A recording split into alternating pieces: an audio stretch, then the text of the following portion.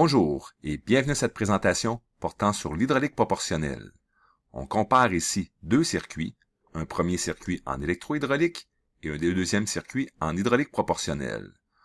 On remarque que pour obtenir deux vitesses en électrohydraulique, on doit absolument avoir deux distributeurs.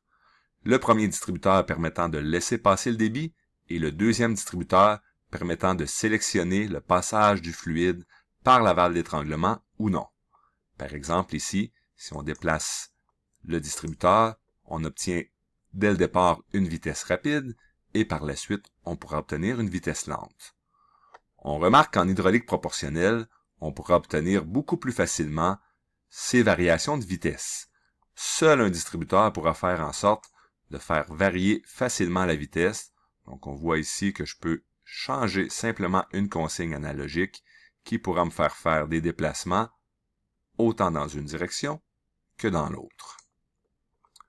Au niveau de la symbolisation du distributeur à effet proportionnel, on remarque facilement le trait au-dessus et en dessous du distributeur, ainsi que la flèche qui traverse les solénoïdes.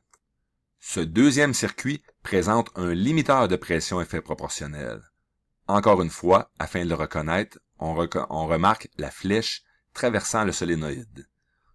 Pour le fonctionnement, on aura encore une manette nous permettant de créer un déplacement à ce moment-ci.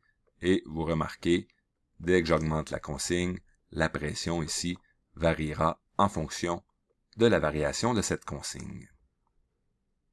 En résumé, l'hydraulique proportionnelle permet d'obtenir facilement à l'aide d'une variation de consigne différentes pressions, ainsi que, dans le cas d'un distributeur effet proportionnel, différents débits.